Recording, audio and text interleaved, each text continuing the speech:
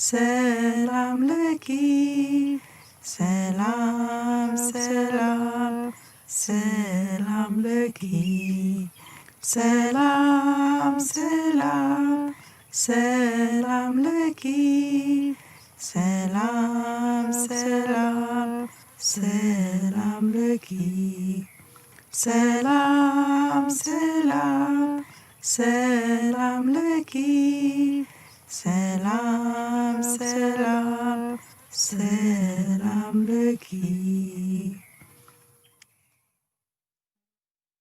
Yeah.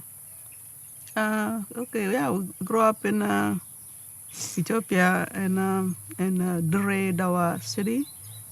And childhood, yeah, it was interesting. 6 in the morning we used to go to church, and then we go school, and then in the evening we always in the church in the evening, and we do like rosary and stuff. Our parents very spiritual, and always, my dad especially very spiritual, and then always, I learn a lot from him, and he do rosary. I mean, all day. If he's not talking, he's praying like all the time. I always interrupt him because he always praying, so I have to talk to him all the time, and he always, I always follow my dad's step because me and my dad like very close, and follow him, and sometimes he will teach me, how to pray or talk about the saints. After finish school, I work for UNICEF, Care Ethiopia, they call it. It comes through United Nations. I work for 2 years to go to countryside to help people, They're migrating from their city because of the tribe problem still. So I seen the first hand how people are suffering. Then, it only help when the United Nations is there. So when that job stop, I just don't feel like stay Ethiopia at all because of the politics, everything changed. So with the group, we tried to run away. 3 days, people watching me in a dream that what is I'm planning. So are you guys planning something? They see in the dream that we're going to run away. So in 3 days, we have to leave the city, otherwise we're gonna get cut.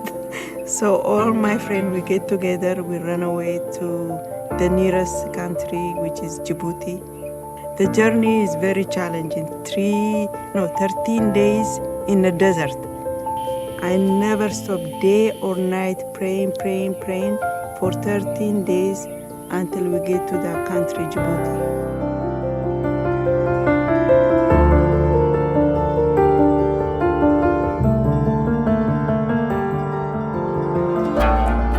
Yeah, and we do pray. We always connected in prayer, and the desert, and save us from the desert when we live in Ethiopia. I mean, my friend, and there is a miracle happened there in the desert. I almost died, but I survived. And we went to Djibouti, and we stayed there for 2 years. Everything was fine because, I dream about it like nothing will happen over there. Gonna be perfect, peace and everything. And I have confidence. I already saw in a dream. So I know that when I get there, it will be fine. And it was 2 years, it was best place we live. And we were blessed, and nothing happened. And we went to Rome. Same thing in Rome, we stay, in the country. And the problem is we pray in the house, but we couldn't connect with the church because different language. And when you're a refugee and then you have so many things going on in your life, try to find your way, which way to go. And being young also and no family around you, it's very difficult to set up your life because you don't know nothing, And when we're in Ethiopia, the family set up for us everything. They do everything for us. But that time you are abandoned, like you are by yourself, and they have to find your way. So the only channel you have is you have to connect to the God, because otherwise, very challenge for me because I was young, and I always pray and I always ask Jesus, please help me. So from Italy again, we have to travel to Canada because they don't give you paper, the residence paper. So that's our final rest. How we went to Canada. So prayer is like, for me, is a key for anything. When in prayer, you can ask any question you have, and then they will show you in a dream. For me, I want to see in a dream, so I will know exactly where I'm going, whatever question I have, whatever trouble I have, and what's coming. For me, it's like what's coming, even sometimes will show me in a dream already.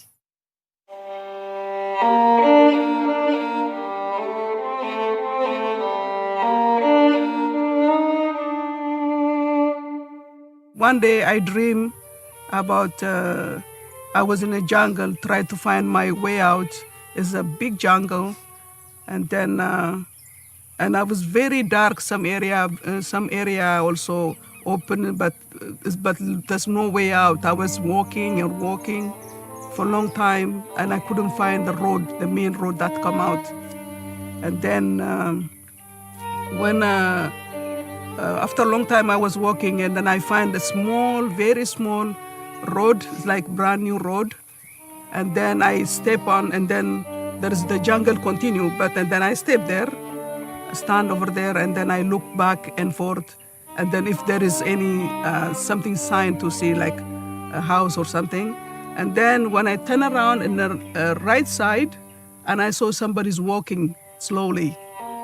And look like in the movie, you know, those when Jesus wear the apostle, how they wear that kind of clothes. And I look and I say, oh, let me ask that person. And then I start walking on the right side and follow him. He'll turn around, he look at me, and then he start walking slow, it's not fast, you know, and try to catch on. When I was going close to him, and then look like I know him, but in a dream I know him, but I don't know his name in a dream, like familiar face.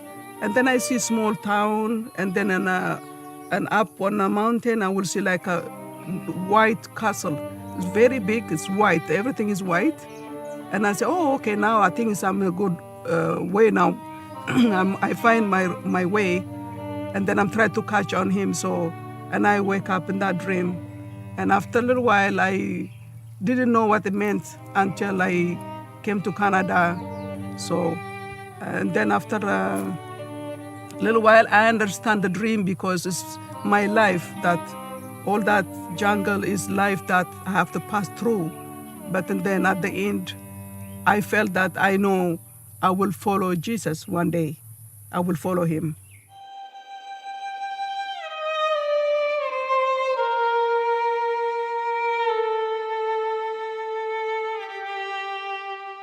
I love the saint story. So when Ruth is sleeping or something, then when I have time, I always put like church song, or if I take a break to sit, and then I'll look for the saint, like new video, new something or movie. I always open channel and see YouTube. And then one day I was watching, and then when I was watching some movie, and then I saw one of your video. I opened the video and I was watching. First there was a prayer, and they pray, and I said, okay, first like, you know, the Spanish and stuff I didn't understand, but and then it was English translated in the back, and I was listening. Suddenly you start praying, you guys praying in Amharic, and I was like, what? I was shocked. I was like, wow, these people speak our language. And then I would just try to listen. I was kind of very interesting. So when you speak, like, you know, when you pray in Amharic, kind of like surprise. And then I have to see the whole thing. I said, you know, I'm not going to just, you know, leave it, right? So I was watching, and she was working that day. So I shared the video, and then I call her. I say, you watch that video because they pray in Amharic. And she's like, where do you find them? And then I said to myself, the thing I was surprised, another surprise in that video. And I didn't know divine messengers, they are coming. I thought they stopped long time ago. like Fatima. I never heard of Majugori and Fatima. After that, I don't think they came back, so that's in my head. So I was like, wow, they're still coming. I didn't know they're coming. I thought they stopped coming, So after we find the divine messenger is another bonus for spiritual. We learn more that we don't know.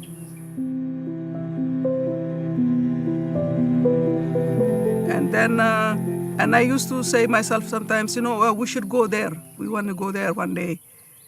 2 years ago, we thought about it, and then I told her, we should go.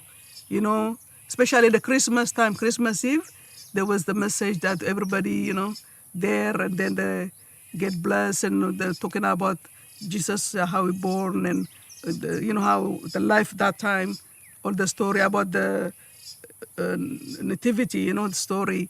And I said, we should be there, we should be Christmas or Easter, one day we'll be there. So last year, no long ago, but I was praying. I asked Mother Mary to help me if she could give us permission to come. So I pray and I wait and I, pray a lot. And every time when I'm doing rosary, and then back of my head, I always ask question. Okay, when you give us offering, like when you said you're ready to go, when you give us permission, and then we will go. Means that the door is open for us. So, and then when I was praying for a little while, and then one day it was like looked like a Europe kind of like a European style, and a small narrow road, but then it was open area, and she was sitting in the middle of the street, and people sitting, but it's not a lot of people, but and then she said, "Welcome, welcome." She said in an open arm, and then she said, "Welcome." And then I told her, now we're going. So, and I said, okay, get ready. And then, there is a challenge for us, for me, and to bring my daughter the place that I never been, the language I never speak. We didn't even know where we're going. But I said to the Lord, I said, Lord, I know I'll have to trust you to go anywhere. When you call, I will come. Even the place I never been, the country I never been.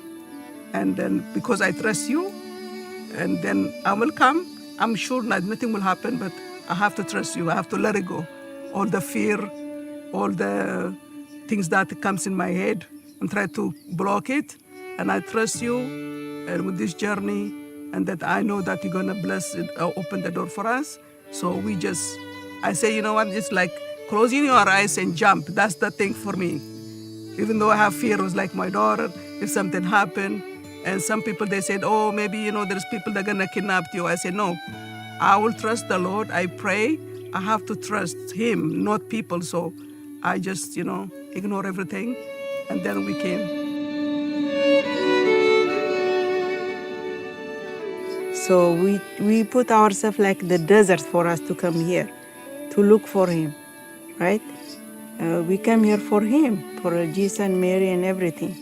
It worth it. Like when we come to Maria Center, it's just the most, like I can't explain. It was, we cried the whole time. We're running around like, oh my God, St. Michael, oh my Mother Mary. And we go everywhere, we cry, we couldn't have enough, you want to touch more, hug more, but, it's like the joy.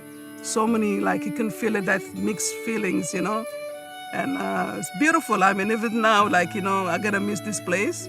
It's big and beautiful, and so much to see, and so much to feel, and all the breeze and and then so much, share the food together.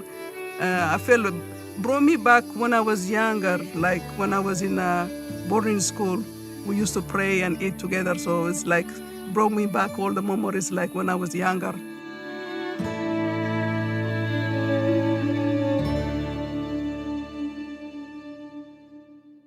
You have to believe. That's the main point. Is like you have to believe that you have to let it go, all the fear, and then trust him, and then take us forward, and then you will see what's in there. That's for me.